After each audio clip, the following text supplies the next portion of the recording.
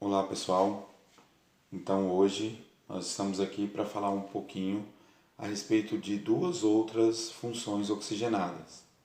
Nós já falamos a respeito dos álcoois, falamos a respeito dos fenóis, falamos a respeito dos éteres, que fazem parte das funções oxigenadas. Hoje vamos falar de mais duas funções que são semelhantes entre si, né? No caso dos aldeídos e das cetonas. Tanto o aldeído quanto a cetona, eles apresentam como característica o mesmo grupo funcional, que é o chamado de carbonila, que é esse grupo, né, onde eu tenho um carbono que faz uma dupla ligação com o oxigênio e uma ligação simples com o hidrogênio e uma outra ligação com uma outra cadeia, né? Seja carbono, seja hidrogênio, qualquer outro composto. Então, essa característica, né, esse grupo funcional característico tanto de aldeído quanto de cetona. A diferença é a posição. Daqui a pouco a gente vai falar um pouquinho a respeito disso. Então, no caso dos aldeídos, a carbonila ela está sempre presente na extremidade da cadeia, ou seja, ela vai estar sempre ligada a um carbono primário. Nesse caso aqui, por exemplo, então a gente tem a carbonila, né, que é essa dupla ligação com o oxigênio aqui, ligada a um carbono. Esse carbono faz uma ligação simples com o hidrogênio e uma outra ligação simples com outro hidrogênio, certo? Então isso é característico dos aldeídos. Então aqui, ó, novamente, né, a dupla ligação com oxigênio na extremidade da cadeia, aqui também, e assim por diante, certo? Então essa é a característica dos aldeídos. Para fazer a nomenclatura de um aldeído, então a gente vai utilizar as mesmas regras que nós vimos para os hidrocarbonetos, as mesmas regras que nós vimos para os álcoois, que é a utilização do prefixo, indicando o número de carbonos, o infixo, indicando o tipo de ligação entre os carbonos, e o sufixo "al", que é característico da função aldeído. Aqui, por exemplo, então, a gente tem um aldeído formado apenas por um átomo de carbono.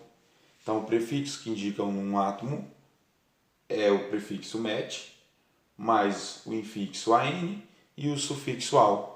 Então, esse aldeído representado aqui é o metanal, né? Isso para a nomenclatura oficial, ou seja, a nomenclatura que segue as regras da IUPAC.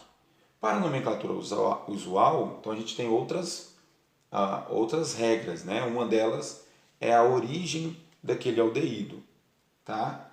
Nesse caso, por exemplo, o metanal também é chamado de aldeído fórmico, né? Porque geralmente ele é obtido a partir de formigas, ou formaldeído ou formol, né? Simplesmente que é um composto bastante conhecido, tá? Aqui a gente já tem um outro aldeído, né? Uma outra cadeia formada por dois átomos de carbono, somente ligação simples entre os carbonos. Então, nesse caso, nós temos o etanal, né? Et, por ter dois carbonos, An, só ligação simples entre os carbonos, e o sufixo "al" de aldeído. Aqui já um aldeído formado por três átomos de carbono, então três átomos prefixo "prop", somente ligação simples entre os átomos An e o sufixo "al". Aqui nós temos um aldeído formado por quatro átomos de carbono, né? Então butanal. Quando a gente tem um aldeído, a gente não precisa indicar a posição da carbonila, porque obrigatoriamente a carbonila sempre vai estar no carbono 1. Se eu tivesse um radical, aí eu teria que indicar a posição do radical. Se eu tivesse uma ligação dupla entre os carbonos, eu teria que indicar a posição da ligação dupla entre os carbonos. Mas sempre começando a enumeração da cadeia, a numeração da cadeia pela carbonila, por esse carbono aqui que está ligado ao oxigênio, certo?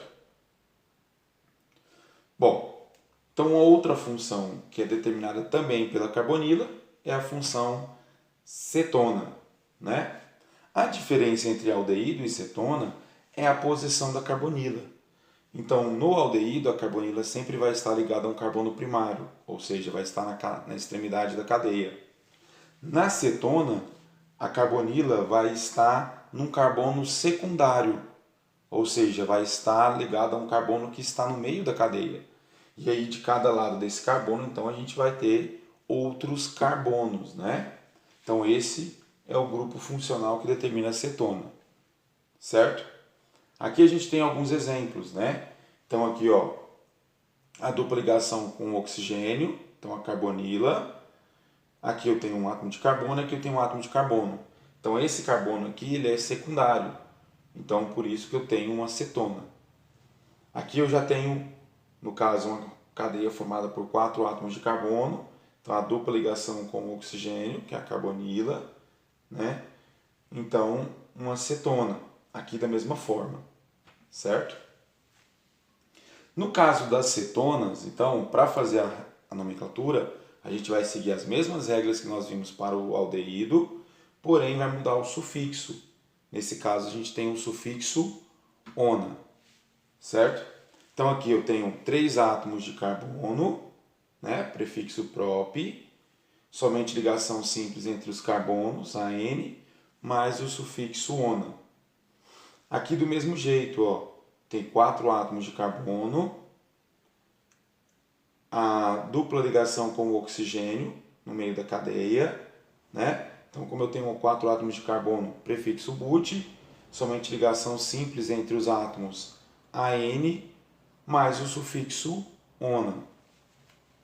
Aqui, como eu tenho 5 átomos de carbono, então eu posso ter diferentes posições para a carbonila, para a dupla ligação com o oxigênio.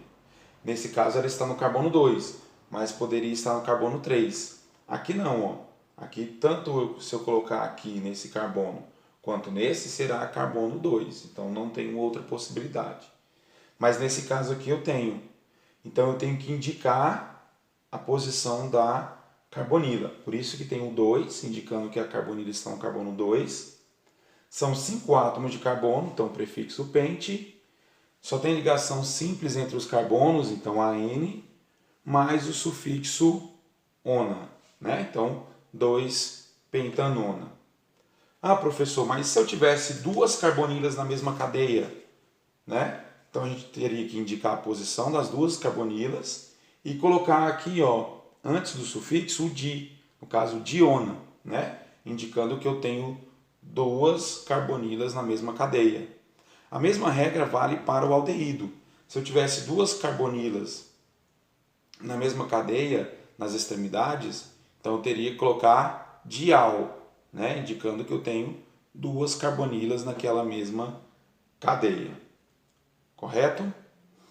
Bom, então espero que todos tenham entendido, né? Na próxima aula a gente vai falar a respeito dos ácidos carboxílicos e seus derivados, que também fazem parte do grupo dos compostos oxigenados. Muito obrigado e até a próxima.